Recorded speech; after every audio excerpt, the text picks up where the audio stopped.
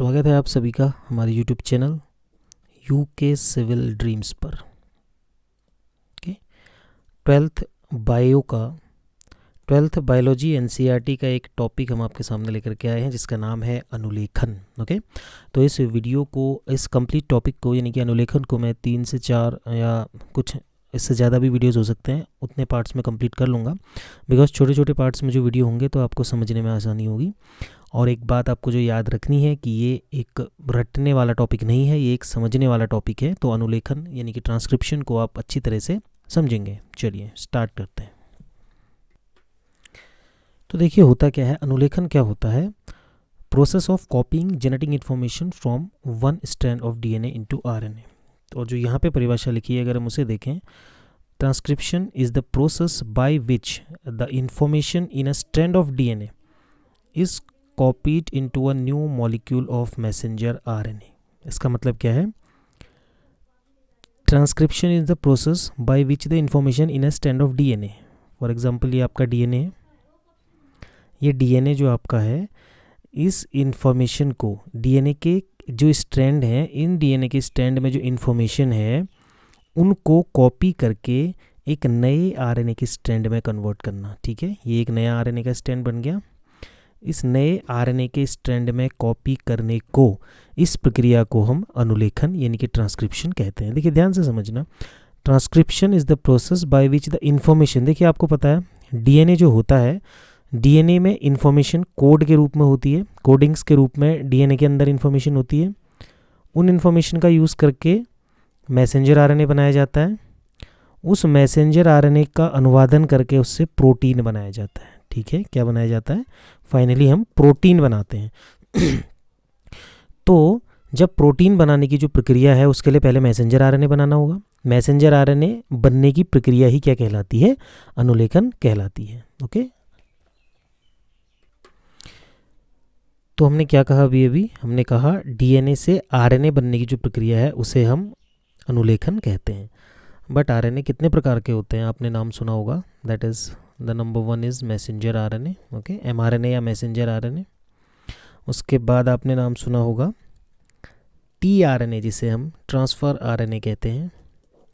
उसके बाद आरआरएनए जिसे हम राइबोसोमल आरएनए कहते हैं। तो डीएनए से इन तीनों आरएनए का निर्माण जो होता है वही प्रक्रिया अनुलेखन कहलाती है। ये आपको ध्यान देना है कि डीएनए से जब भी ये 3 आरएनए बनेंगे वही प्रक्रिया अनुलेखन या ट्रांसक्रिप्शन कहलाती है। ट्रांसक्रिप्शन, ठीक है, ट्रांसक्रिप्शन या अनुलेखन का मतलब है डीएनए से मैसेंजर आरएनए, ट्रांसफ़र आरएनए और राइबोसोमल आरएनए बनने की प्रक्रिया। ठीक है, बट आपको एक चीज़ ध्यान देनी होगी कि प्रोटीन सिर्फ मैसेंजर आरएनए द्वारा ही निर्मित किया जाता है। इस पॉइंट को आपको भूलना नहीं है कि प्रोटीन का निर्माण सिर्फ और सिर्फ मैसेंजर आरएनए के द्वारा ही होता है। ओके, प्रोटीन सिर्फ मैसेंजर आरएनए के द्वारा ही निर्मित किया जाता है। चलिए अब आपकी बुक में अनुलेखन यानी कि ट्रांसक्रिप्शन की जो डेफिनेशन है एक बार उसको भी देख लेते हैं। चलिए बुक में जो डेफिनेशन दी गई है अनुलेखन की, थोड़ा उसके बारे में देख लेते हैं। डीएनए की एक रज्जुक से आनुवंशिक सूचनाओं का आरएनए में प्रतिलिपिकरण करने की प्रक्रिया को अनुलेखन कहते हैं। ध्यान से देखिए, डीएनए की एक रज्जुक से, देखिए क्या लिखा हुआ है, एक रज्जुक। ओके, ये डीएनए है, ये पहला स्ट्रैंड, ये दूसरा, यानी कि एक रज्जुक दूसरा रज्जुक। तो डीएनए की एक रज्जुक से, ओके, केवल एक स्ट्रैंड से ही आनुवंशिक सूचनाओं का आरएनए में प्रतिलिपिकरण। देखिए इन्फॉर्मेशन तो उसके दोनों तरफ है, पहले रज्जुक में भी और दूसरे रज्जुक में भी, यानी कि फर्स्ट स्ट्रैंड में भी और सेकंड स्ट्रैंड में भी, दोनों स्ट्रैंड्स में डीएनए के पास इंफॉर्मेशंस होती हैं। बट अनुलेखन में क्या होता है, किसी भी एक स्ट्रैंड से, अब वो हम आगे देखेंगे कि कौन से स्ट्रैंड से इंफॉर्मेशन ली जाती है मैसेंजर आरएनए बनाने के लिए। बट आप देखिए क्या लिखा हुआ है, एक रज्जुक से, दोनों नहीं, याद रखिएगा, दोनों नहीं, सिर्फ एक रज्जुक से आनुवंशिक सूचनाओं का आरएनए में प्रतिलिपिकरण। प्रतिलिपिकरण का मतलब आपको पता है कॉपी करना। ठीक है, प्रतिलिपि यानी कि कॉपी। तो आरएनए में कॉपी करने की प्रक्रिया अनुलेखन है। सिंपल सी डेफिनेशन है, आराम से याद हो जाएगी। यहाँ भी पूरकता का सिद्धांत अनुलेखन प्रक्रम को नियंत्रित करता है। देखिए क्या लिखा हुआ है, पूरकता का सिद्धांत अनुलेखन प्रक्रम को नियंत्रित करता है। पूरकता का सिद्धांत, अब इसके लिए आपको ये पता होना चाहिए कि पूरकता का सिद्धांत क्या होता है। चलिए एक स्लाइड में मैं आपको पूरकता का सिद्धांत समझाता हूँ। देखिए पूरकता का सिद्धांत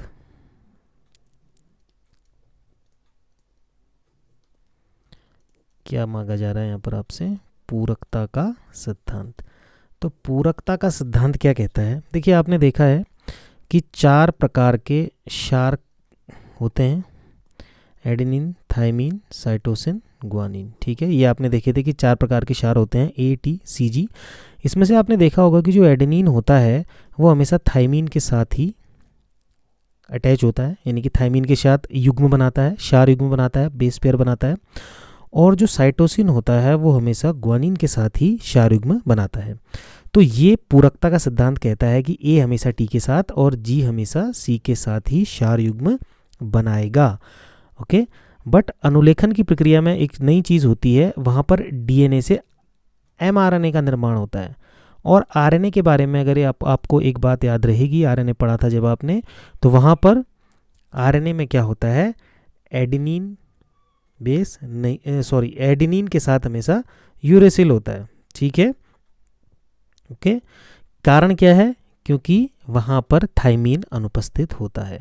ठीक है, आपको ये बात ध्यान रखनी है कि थाइमिन जो होता है आरएनए में अनुपस्थित है, थाइमिन आरएनए में नहीं होता। आप ऐसे याद कर लीजिए कि थाइमिन आरएनए में नहीं होता, थाइमिन नहीं होता आरएनए में, तो जहाँ पर थाइमिन होगा वहाँ पर यूरेसिल आ जाएगा। ठीक है, तो उसके स्थान पर क्या आ जाएगा, यूरेसिल।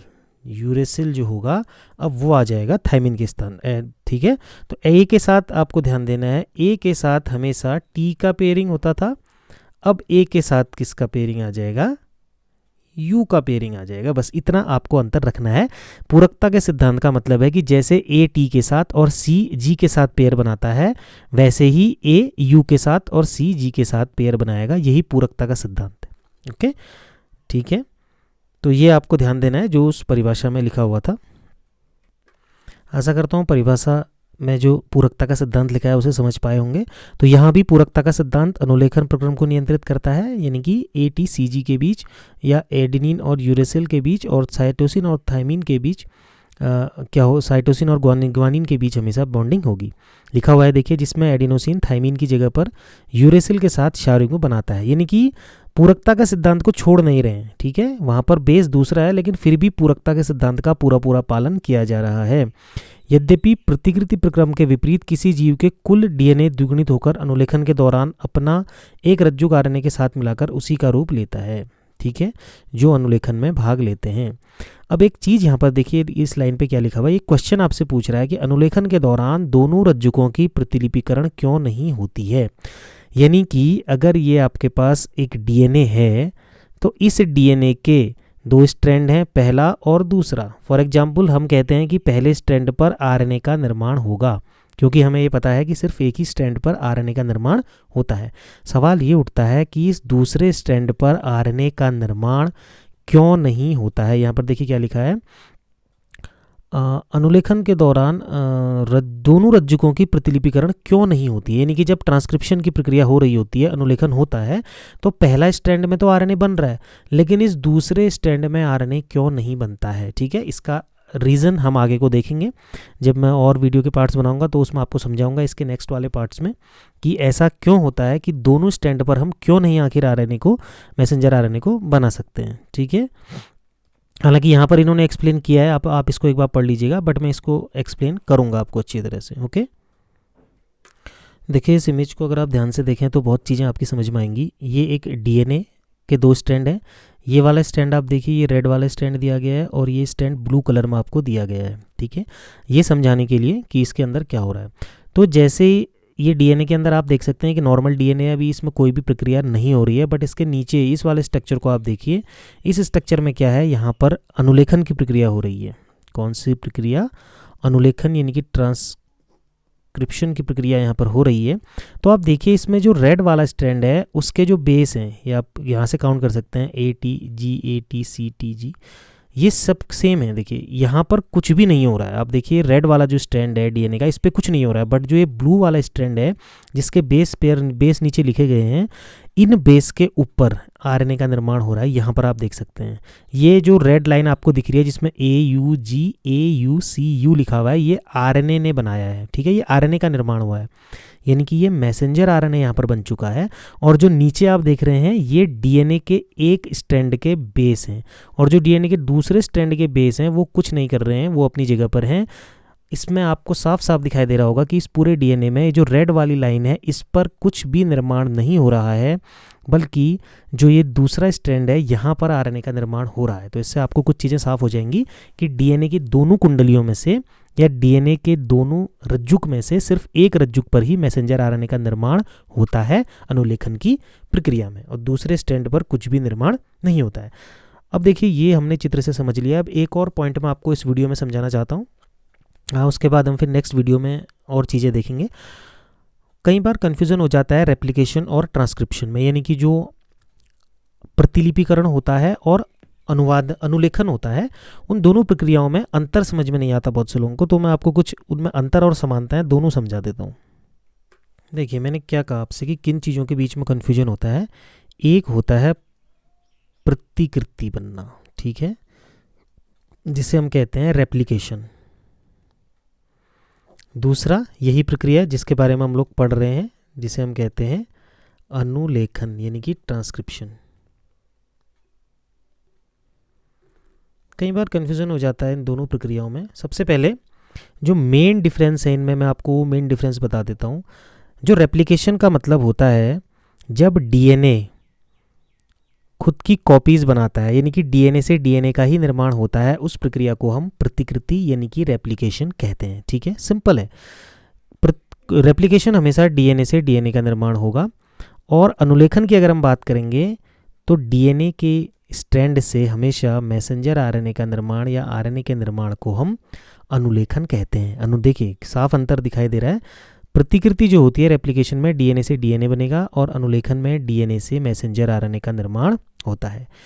एक और अंतर मैं आपको इसमें बताऊं, प्रतिकृति जो होती है वो कंप्लीट जीनोम की होती है। कंप्लीट जीनोम, देखिए जीनोम शब्द के बारे में मैंने आपको पहले बताया होगा। जीनोम, ठीक है, जीनोम शब्द का मतलब होता है एक कोशिका है, उस कोशिका के अंदर जितना डीएनए है वो सारा का सारा डीएनए जीनोम कहलाएगा। ठीक है, टोटल जितना भी एक कोशिका के अंदर डीएनए होता है यानी कि जेनेटिक मटेरियल होता है, वो सारा का सारा कहलाता है जीनोम। क्या कहलाता है? जीनोम। तो जब भी रेप्लिकेशन की प्रक्रिया होगी यानी कि जब भी प्रतिकृति होगी तो वो पूरा का पूरा जीनोम की कॉपी होगी, यानी कि जितना भी जीनोम है वो पूरा का पूरा यूज़ होगा। ओके, लेकिन अनुलेखन जब भी होता है तो अनुलेखन में एक पार्ट, ठीक है, केवल एक भाग डीएनए का, केवल एक भाग, देखिए ये माना डीएनए है। जब अनुलेखन का मतलब क्या है आप खुद सोचिए। अनुलेखन का मतलब होता है प्रोटीन का निर्माण। क्या जितना भी इस डीएनए के अंदर प्रोटीन बनने के लिए कोडिंग होती है, क्या सभी सारा का सारा प्रोटीन एक साथ ही आवश्यक होता है? नहीं, सारा का सारा प्रोटीन एक साथ हमें नहीं चाहिए होता है। देखिए माना ये डीएनए का इस पार्ट है, माना ये एक जीन है, तो इस जीन से कोई प्रोटीन बनना है, ठीक है, यहाँ पर एक जीन है और इस जीन से कोई प्रोटीन बनना है, तो केवल उतने ही भाग का अनुलेखन यहाँ पर किया जाएगा। ओके, तो अनुलेखन के संबंध में आपको क्या याद रखना है कि ये कभी भी कंप्लीट डीएनए का नहीं होता है। ठीक है, ये पूरे के पूरे डीएनए का नहीं होगा, डीएनए के किसी एक भाग का होता है। और प्रतिकृति में एक और चीज़ मैं आपको बताऊं, जो रेप्लिकेशन होता है उसमें कभी भी आपने देखा होगा डीएनए की दोनों स्ट्रैंड का होता है। ठीक है, अभी थोड़ी देर पहले भी मैंने आपको बताया था। देखिए अभी थोड़ी देर पहले मैंने आपको बताया था कि जो डीएनए होता है उसके दोनों स्ट्रैंड पर हमेशा किसका निर्माण होगा? उसके दोनों स्ट्रैंड पर डीएनए का निर्माण होता है। लेकिन अगर हम बात करेंगे अनुलेखन की तो वहाँ पर केवल एक ही स्ट्रैंड पर निर्माण होता है। ये मैं आपको अभी चित्र से भी समझा दूंगा। अभी आप ऐसे समझ लीजिए कि जब रेप्लिकेशन होगा, प्रतिकृति होगी, तो ये पूरा का पूरा डीएनए जो है इस डीएनए के दोनों स्ट्रैंड पर, ये स्ट्रैंड 1 है, ये स्ट्रैंड 2, दोनों जगह रेप्लिकेशन होगा, यानी कि 1 भी बनाएगा कॉपी, 2 भी बनाएगा। बट अगर हम अनुलेखन की बात जब करेंगे तो अनुलेखन, अगर ये स्ट्रैंड 1 है, ये स्ट्रैंड 2 है, तो इनमें से किसी भी एक स्ट्रैंड में, ओके, किसी भी एक स्ट्रैंड पर ही केवल मैसेंजर आरएनए का निर्माण होता है। ये आपको ध्यान रखना है। ये कुछ अंतर हैं जो कि अनुलेखन और प्रतिकृति में आपने देखे। ऐसा नहीं है कि इसमें सारे अंतर ही हैं, और बहुत सारी चीज़ें इनमें कॉमन भी होती हैं, ठीक है। कॉमन आपको याद क्या रखना है कि अभी थोड़ी देर पहले बताया था, बेस कॉम्प्लीमेंट्री रूल को दोनों फॉलो करते हैं, यानी कि जैसे ATCG वाला जो रूल है ये दोनों फॉलो करते हैं। आरएनए के केस में बेस चेंज हो जाता है, थायमिन के बदले यूरेसिल हो जाता है, बट इस रूल को दोनों फॉलो करेंगे, ठीक है। तो ये कुछ बेसिक डिफरेंसेस थे जो मैंने आपको इसके संबंध में बता दिए हैं, ठीक है। और आपको ध्यान देना है, अनुलेखन कभी भी पूरे डीएनए का नहीं होगा, ये केवल स्ट्रक्चरल जीन का होगा, यानी कि जीनोम के कुछ भाग का होता है, ठीक है।